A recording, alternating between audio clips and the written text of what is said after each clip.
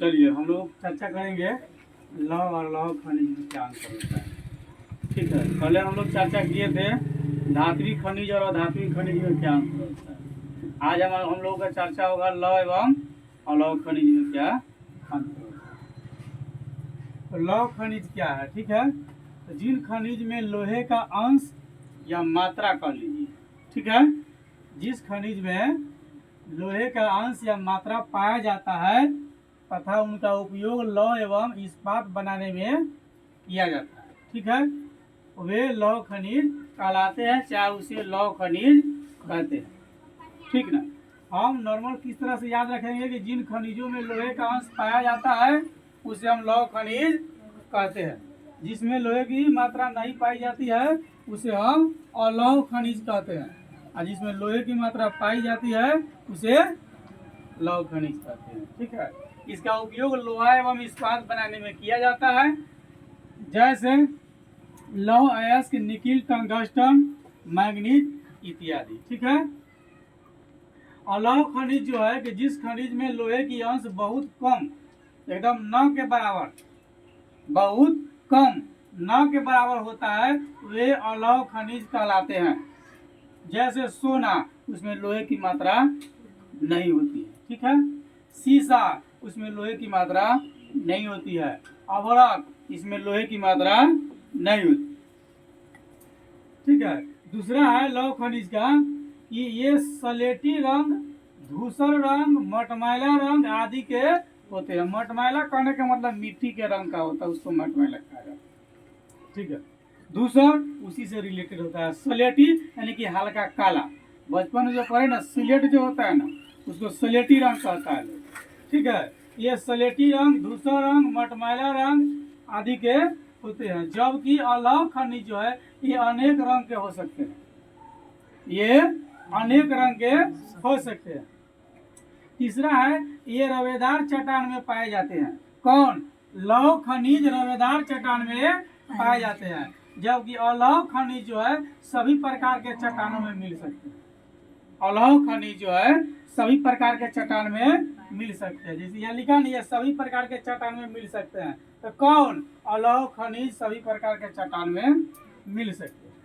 ठीक है, तो हम लोग अभी डिफरेंस कर लिए लौह खनिज और अलौह खनिज में। जिसमें लोहे की मात्रा पाई जाती है उसे हम लौह खनिज कहते हैं, जिसमें लोहे की मात्रा नहीं पाई जाती है उसे अलौह खनिज कहते हैं। ठीक है, लौह खनिज में इसका उपयोग जो है कि लोहा और अयस्क बनाने में होता है, जैसे लौह, अयस्क, निकिल, टंगस्टन, मैग्नीज सब लौह खनिज है। और आपको सोना, शीशा क्या है? अलौह खनिज है।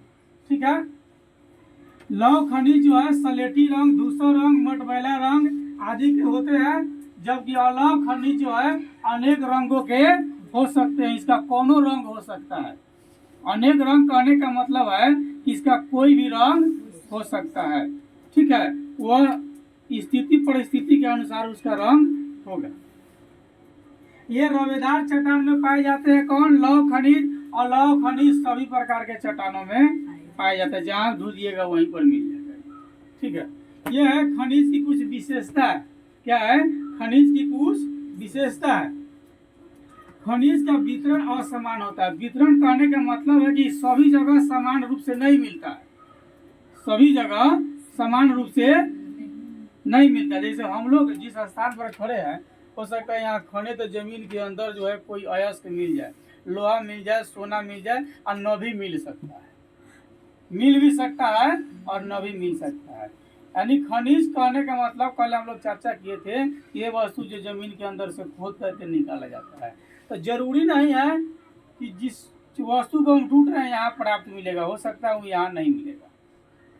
ठीक है, कह रहा है कि खनिज का वितरण असमान है, यानी कि ये जो है खनिज जो है सभी स्थान पर सभी नहीं पाए जाते हैं।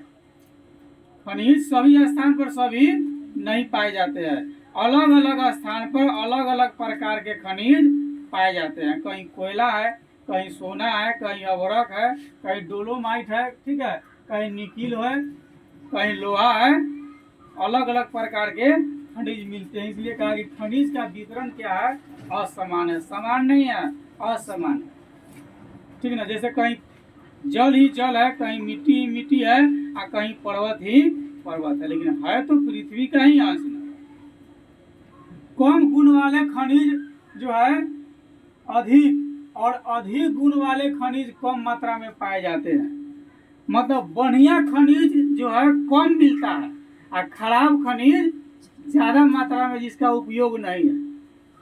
नहीं, जैसे समाज में आदमी को ढूंढिए आप, बढ़िया आदमी बहुत कम मिलेगा, नहीं, जितना नाकामयाब हो वो सब आपको ज़्यादा मिल जाएगा। क्लास में आप स्टडी कीजिए, अच्छा विद्यार्थी बहुत कम होता है जो अपने से सेल्फ स्टडी करके पढ़ कर चाहता है कि हमको डीएम बन जाना। नहीं, बहुत लोग तो इसलिए पढ़ता है कि हमको पढ़ करके शादी विवाह कर लेना है, दिया पास क्या हो, मुस्कुरा रहा है। चलो, तो कम गुण वाले खनिज जो है अधिक मिलता है और अच्छे गुण वाले या अधिक गुण वाले खनिज जो है कम मिलता है। ठीक है। खनिज समाप्य संसाधन है। समाप्य संसाधन का मतलब होता है वैसा संसाधन जिसे एक बार उपयोग करने के बाद में पुनः उपयोग नहीं किया जा सकता है। एक तरह से उसको आप पढ़ लीजिए अनवीकरणीय संसाधन। समाप्य संसाधन का मतलब क्या होता है, जो एक बार उपयोग करने के बाद में क्या हो जाता है, समाप्त हो जाता है, फिर से प्राप्त नहीं होगा, उसको हम समाप्य संसाधन कहते हैं। समाप्य संसाधन और अनवीकरणीय संसाधन दोनों सेम समझ लीजिए। अनवीकरणीय का मतलब होता है जिसका एक बार उपयोग करने के बाद में दोबारा नहीं कर सकते, और समाप्य संसाधन भी कहता है तो आप समझ लीजिए कि जिसका हम एक बार उपयोग कर लिए तब पुनः उपयोग हम नहीं कर सकते हैं, इसलिए इसको हम समाप्य संसाधन कहते हैं। क्वेश्चन होगा कि समाप्य संसाधन किसे कहते हैं, तो आप कन्फर्म रहिए कि समाप्य संसाधन उसे कहते हैं जिसे एक बार उपयोग करने के बाद फिर से दोबारा उपयोग नहीं किया जा सकता है, उसे हम समाप्य संसाधन कहते हैं। इसे बार बार उपयोग करने के बाद पुनः उपयोग नहीं किया जा सकता है। ठीक है, कहता है इसको अगर हम उपयोग करेंगे ना, उपयोग कर लेते हैं तो फिर उपयोग नहीं। जैसे कोयला है, जब मार्केट में आता है जलने के लिए तो डायरेक्ट जो खदान से निकलता है नहीं आता, पहले उसको एक बार जलाया जाता है, ठीक ना, जला करके उसको नॉर्मल बनाया जाता है, तब मार्केट में सप्लाई किया जाता है, तब वो जलता है। डायरेक्ट कोयला नहीं जलेगा।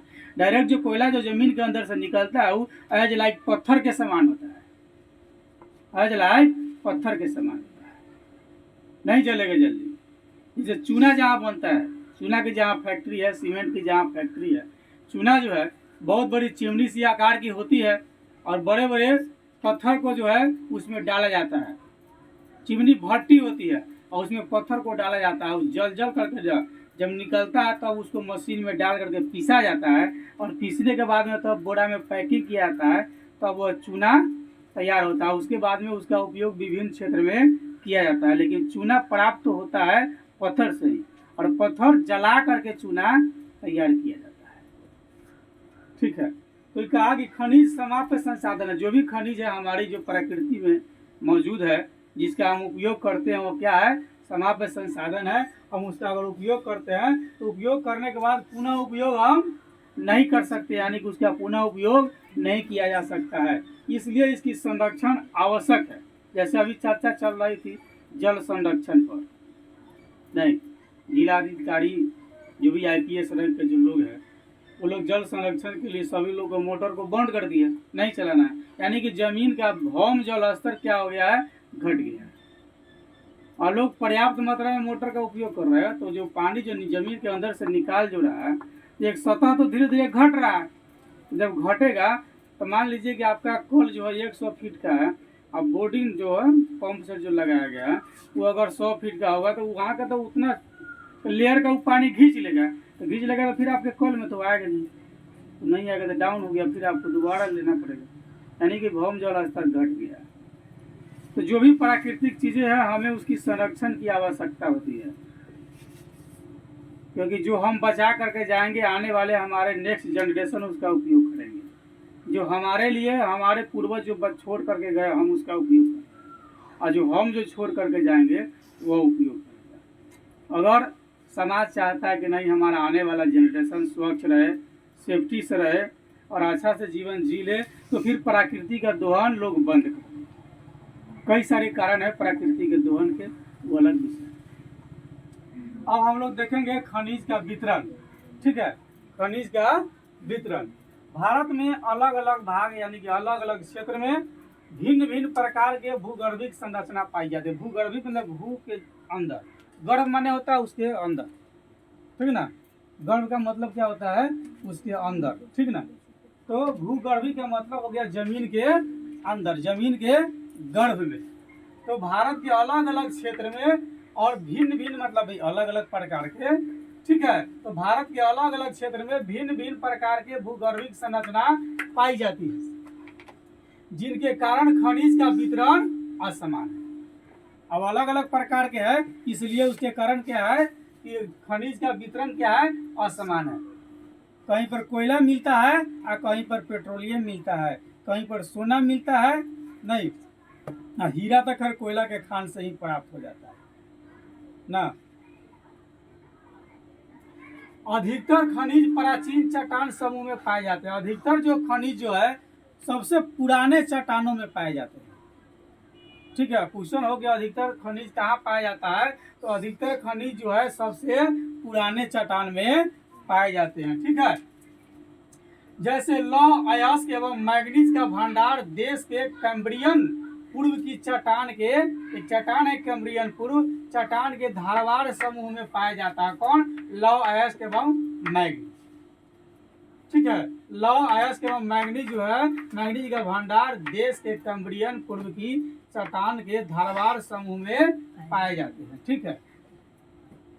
तांबा एवं जस्ता, तांबा सीसा एवं जस्ता अरावली श्रेणी में पाई जाती है। अरावली जो पर्वत है वहां पर पाया जाता है कौन चीज, तांबा सीसा एवं जस्ता, ठीक है। अरावली की श्रेणी में पाई जाती है, पर्वत की श्रेणी। चूना पत्थर, डोलोमाइट, जिप्सम एवं कैल्शियम सल्फेट कडपा और ऊपरी विंध्यन समूह में सीमित है। यह भी पर्वत श्रेणी में ही पाया जाता है। आपको चूना पत्थर आदि ऊंचे ऊंचे स्थान पर, अभी बताया चूना पत्थर का जो क्षेत्र होता है बहुत ऊंचा ऊंचा क्षेत्र होता है। तो यह चूना पत्थर, डोलोमाइट, जिप्सम एवं कैल्शियम सल्फेट कडपा और ऊपरी विंध्यन समूह तक सीमित है। यानी कि क्या है, सीमित है। जैसे ही सीमित कहता है यानी कि अपर्याप्त नहीं है, पर्याप्त मात्रा में है, निश्चित मात्रा में है। हम इसका उपयोग आवश्यकता अनुसार ही करें, जरूरत हो तब, जब जरूरत हो तो, न जरूरत हो तो नहीं करें, जरूरत है तो फिर आप ये नहीं कि आवश्यकता अनुसार उपयोग कीजिए, तो फिर संसाधन सुरक्षित रहेंगे। अधिकांश खनिज प्रायद्वीपीय भारत में, यानी कि अधिकांश खनिज जो है प्रायः द्वीपीय भारत में पाए जाते हैं, ठीक है। प्रायः द्वीपीय जो द्वीपीय क्षेत्र है वहां पर अधिकांश क्या है, खनिज पाए जाते हैं, ठीक है। भारत के उत्तरी मैदान में पाए जाने वाले चट्टान को जो है जलोढ़ मिट्टी ढक लिया है।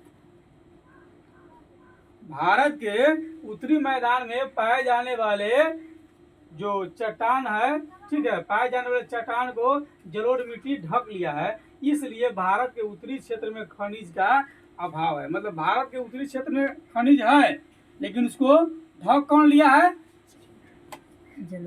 जलोढ़ मिट्टी ढक दिया है उस सब चट्टान को। जब जलोढ़ मिट्टी हटाएगा तो उस चट्टान में से इंक्वायरी की जाएगी कि कौन कौन से खनिज इसमें पाए जाते हैं, क्योंकि खनिज चट्टान में पाए जाते हैं, ठीक ना।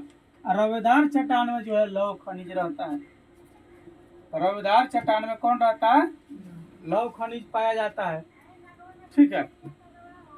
अब हम लोग देखेंगे कि खनिज की पेटियां कौन कौन सी है अपने यहाँ।